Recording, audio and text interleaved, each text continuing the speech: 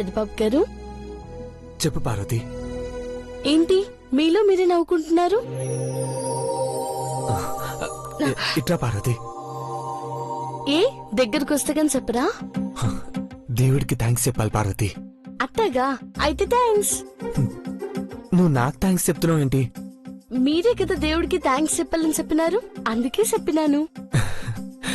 పార్వతి, నేనన్నది మనమిద్దరం కలిసి పైనున్న ఆ భగవంతుడికి కృతజ్ఞతలు చెప్పాలంటున్నాను.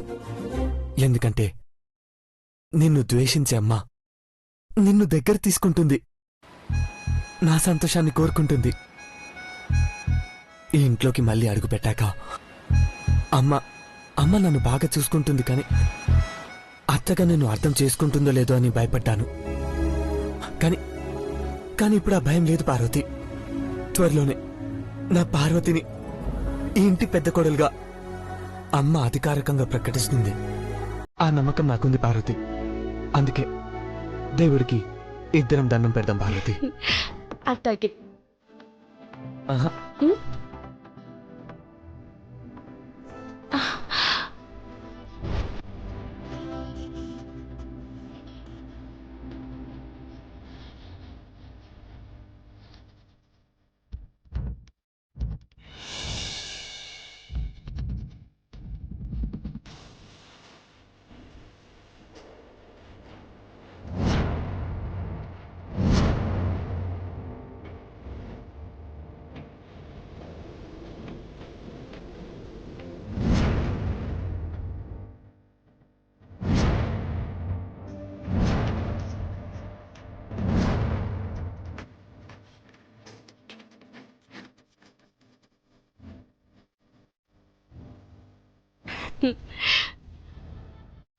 మీ నమ్మకం నిజమవుతుందని నాకు అనిపిస్తుంది పెద్దబాబు గారు. కానీ మన జీవితంలో ఇంకా నీలాంబరి అడ్డుగానే ఉంది. సనజాగ్రత్తగా ఉండాలా. ఏ క్షణంలో ఏం చేస్తాదో అని సన భయంగా ఉంది.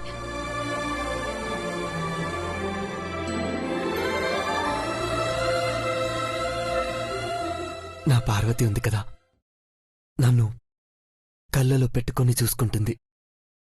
దిష్టి కూడా తగలనివ్వదు. అవును, ముందు మీరు మందులేసుకోండి.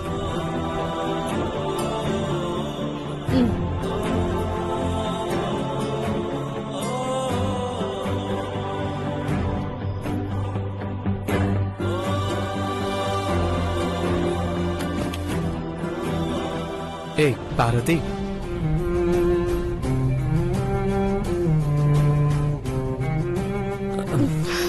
ఏ నాకు నీళ్ళు ఇవ్వకుండా నువ్వు తాగుతున్నావేంటి? ఒక 5 నిమిషాలు అయ్యాక వేసుకోండి పెద్దబాబు గారు. ఎందుకు పార్వతి? ఇక నుండి మీరు వేసుకునే మందులు కూడా ముందు నేను వేసుకుంటాను. నేను ఇప్పుడే వేసుకున్నాను. పార్వతి, అవును పెద్దబాబు గారు, నాకేమైనా అయితే అప్పుడు మీరు మందులు వేసుకోరాదు. అయ్యో, ఏం చేస్తున్నావు పార్వతి? నేను వాడి మందులు నువ్వు వేసుకున్నావా? అలా చేయకూడదు పార్వతి.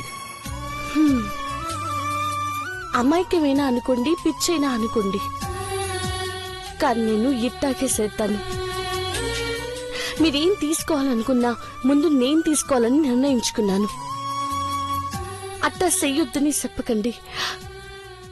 మిమ్మల్ని నేను కాపాడుకోవాలా?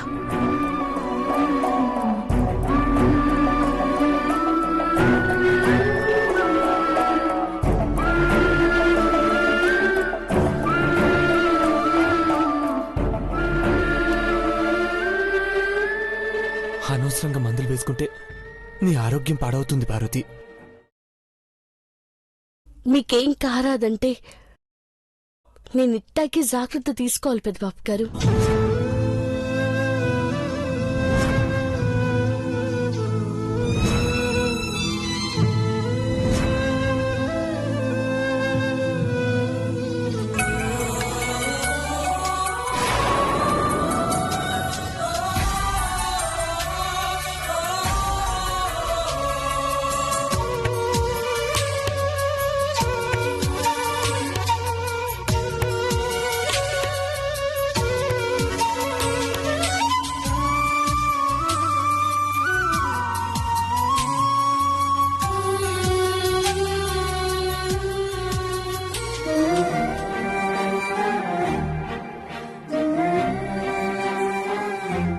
ఏ జన్మలో ఏం పుణ్యం చేసుకున్నాను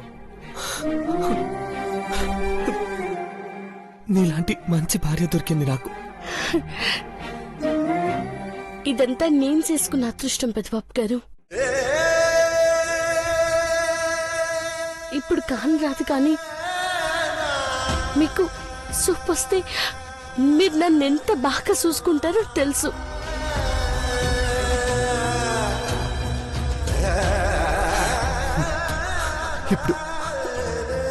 ఇప్పుడు అనిపిస్తుంది పార్వతి, నాకు త్వరగా కంటి చూపు రావాలి. నా నా పార్వతి నేను చూడాలి. అంటే అంటే ఇప్పుడు నేను టాబ్లెట్స్ వేసుకోవాలి. ఇవ్వు. నాకేం కాలేదు కదా, ఇప్పుడు ఇస్తాను. ఇక నుంచి నువ్వు ఈ టాబ్లెట్స్ అన్ని నీకు గుర్తున్న చోట జాగ్రత్తగా దాచిపెట్టి నాకివ్వు. అంతేగాని టెస్ట్ చేయడం కోసం నువ్వు మందులు వేసుకోవద్దు, సరేనా? అట్టాగి.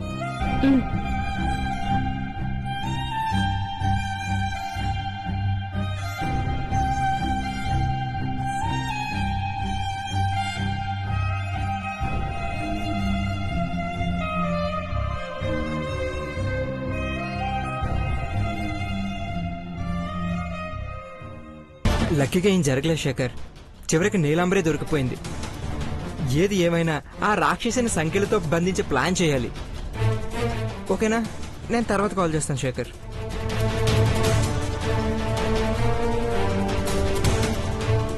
ఖాళీ అయిపోయింది. పారేయకుండా ఇక్కడ పెట్టావేంట్రా? బంగారం చూసిందంటే నీ సంగతి. మహి మహి బంగారం వచ్చావా?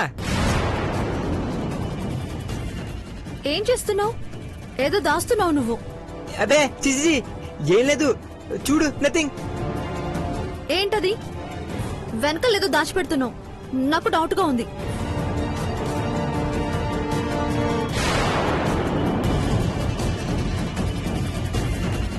నాకు డౌట్ గా ఉంది, చూపించు. ఏం లేదు బంగారం, ఏం లేదు డార్లింగ్. మహి లేదు, ఏదో దాచిపెడుతున్నావు. చూపించు చూపించు. ఏం లేదు, ఏం లేదు. చూపించు Mahi. Surprise flowers.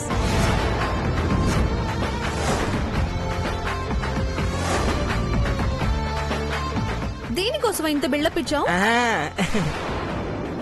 Time pass కాకపోతే మార్కెట్ కి వెళ్లి పుల్ల మామిడికాయలు తీసుకురా.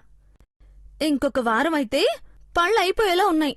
మరి చెప్పవే, ఇప్పుడే వెళ్ళి 2 కిలోలు తీసుకొస్తాను. కడుపు నిండా తినే.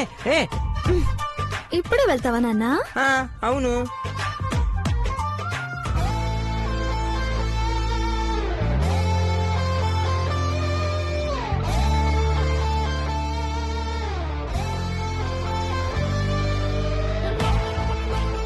బంగారం ఏం చేస్తున్నావు?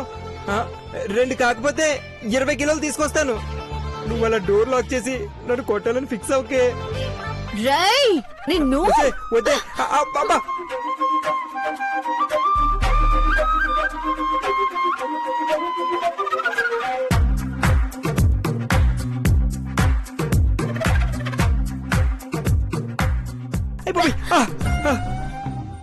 వదిలేవే బంగారం, అయినా నేను అన్నదానిలో తప్పే ఉంది. రేయ్ కడుపు పండాలన్నాను నేను, నిండాలి అనలేదు. నేను కొనుక్కోలేకనా? నీ టాలెంట్ చూపించరా అంటే మార్కెట్ లో మామిడికాయలు చూపిస్తావా? ఓ, ఇప్పుడు నా కాన్సెప్ట్ క్లియర్ గా అర్థమైంది. ఓకే. ఏమర్థమైందిరా? నో, నువ్వు అక్కడే ఉండు. నో నో నో, నువ్వు దగ్గర రావద్దు. కాంప్రమైజ్. నాకు ఏ అర్థమైందో నీకు ఎక్స్ప్లెయిన్ చేస్తాను. ఓకేనా? కూల్. అక్కడే ఉండే. పారిపోతున్నావా? అబే చిచిచి లేదు, లాక్ సరిగ్గా వేసావా లేదని చూస్తున్నాను. గట్టిగానే వేసావు బంగారం. Good good girl. నీకేమర్థమైందో చెప్పాలి కదరా. చెప్తాను. గోడ మీద పిల్లల ఫోటోలు ఉన్నాయి కదా, వాళ్ళు లైవ్ లోకి రావాలనే నీ ఉద్దేశం కదా? కరెక్ట్ రా, బాగానే క్యాచ్ చేసావు. పిచ్చి కొట్టావు కదే. నువ్వు పోవడానికి బాగా రాస్తావా? రాత్రి ఆయిల్ మసాజ్ చేస్తాను. ఈజీ. అయితే ఒక కండిషన్. నేనిచ్చే మందు 2 గ్లాసులు తాగాలి. ఓకేనా? Okay okay. సరే దిగుతారా? ఆంటీ వాళ్ళకి డౌట్ రాకూడదు. నువ్వే కొట్టి నువ్వే సెటప్ చేస్తున్నావా? సూపరే బాబు, పద.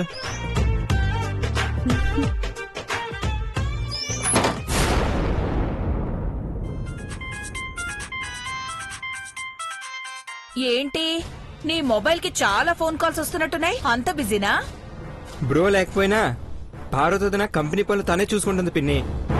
మళ్ళా తినడం తిరగడం చేయదు కదా. ముందు ఫోన్ లిఫ్ట్ చేయి పార్వతి. పార్వతి ఫోన్ లిఫ్ట్ చేసి ఇటువు. Hello, is it? Thank you so much sir. అంత ఎక్సైట్ అయిపోయావేంటి పెద్ద బాబు? Any good news? అవును dad, GA herbal beauty company కొత్తగా పెట్టిన కంపెనీస్ లో బెస్ట్ కంపెనీగా ప్రైజ్ గెలుచుకుంది.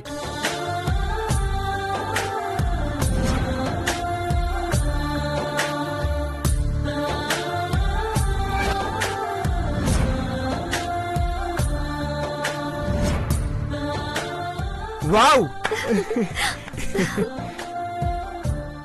పార్వతి, నువ్వు ఫారెన్కి వెళ్ళి అవార్డు తీసుకోవాలి. అమ్మా, పార్వతి సాధించిందమ్మా. నీతో పోటీ అన్నాను కానీ తనకు తానే సాటి అని ప్రూవ్ చేసుకుందమ్మా. కంగ్రాట్స్ పెద్ద బాబు. ఫారెన్ కి ఎప్పుడు వెళ్ళాలి? 18కి వెళ్ళాలమ్మా. 19th రోజు అవార్డ్ ఫంక్షన్, ఆ తర్వాత కాన్ఫరెన్స్ మీటింగ్ ఉంటుంది. 1 వీక్ అక్కడే ఉండాలి. ఆ 1 వీక్ పార్వతి అక్కడే ఉండాల్సి వస్తుంది. పర్లేదమ్మా, పార్వతికి అలాంటి అవకాశం మళ్ళీ మళ్ళీ రాదు. నిన్ను వదిలి వెళ్ళాలి కదా బావా. నన్ను చూసుకోవడానికి మీరంతా ఉన్నారు కదా. పెద్దబాబు గారు, నాకు గెలుపు కన్నా మీరు బాగుండటం, మీ బాగోగులు చూసుకోవడం ముఖ్యం.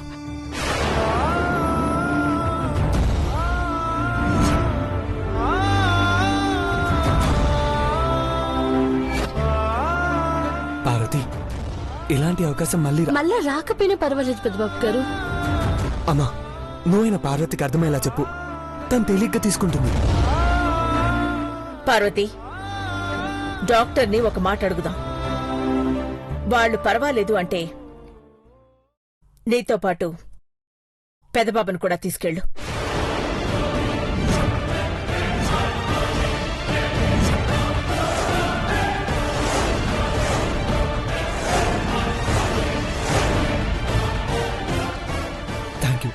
థ్యాంక్ యూ సో మచ్ అమ్మా. నీ సంతోషమే నాకు కావాలి పెదబాబు. నువ్వు లేకుండా తను వెళ్ళదు. పార్వతి ఇక్కడే ఉంటే తనేం కోల్పోతుందో నాకు తెలుసు. అంటే దేవాని పార్వతిని ఇద్దరిని ఫారెన్ కి పంపిస్తారా? నువ్వు ఆపవమ్మా నీలమ్మా. పార్వతి ప్రైజును కూడా వదులుకుంటానంది.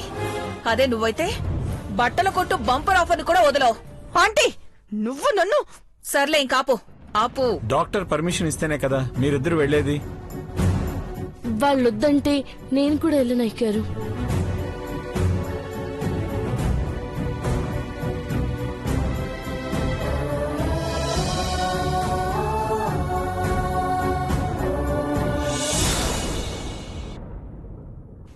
పార్వతి,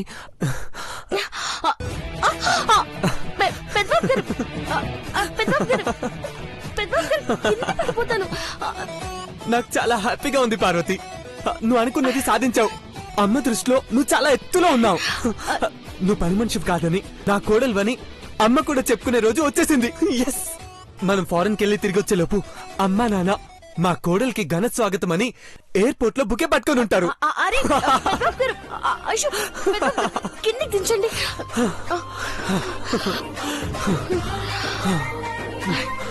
మీ కళ్ళల్లో సూపు లేకపోయినా నాకు మీ కళ్ళల్లో ఆనందం కనబడుతుంది పెద్దబాబు గారు.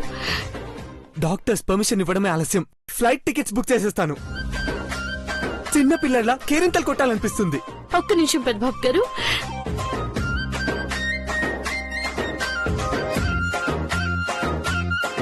మీ ఆనందాన్ని చూడాలంటే ఇప్పుడు మీరు ఎంత సంతోషంగా గెంతులాలనిపిస్తుందో వేయండి. శ్రీవారు స్వచ్ఛమైన మనసుతో ఆడాలా.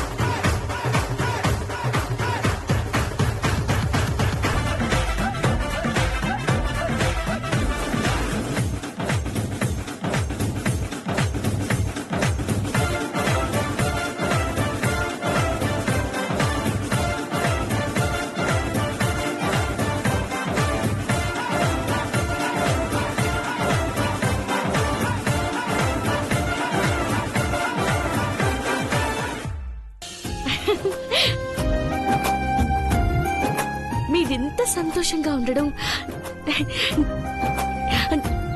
ఇన్నాళ్ల తర్వాత చూస్తున్నాను పెద్దబాబు గారు. కానీ నాకు కూడా గాల్లో తేలిపోయినట్టుంది.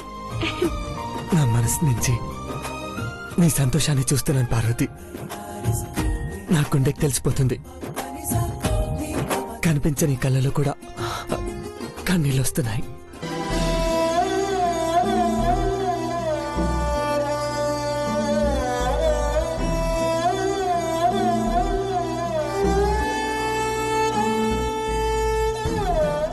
కళ్ళల్లో జీవం ఉంది పెద్దబాబు గారు. చీకటి కొట్టుకుపోయి వెలుగు రాబోతుందని అర్థం ఇది. కళ్ళలోనే కాదు పార్వతి, మన జీవితాల్లో కూడా వెలుగొస్తుంది. ఆ వెలుగులో గడ్డం లేని దేవేంద్ర, పట్టపురాని పార్వతి ఇద్దరు అమ్మా నాన్నల ఆశీర్వాదం తీసుకోవాలి.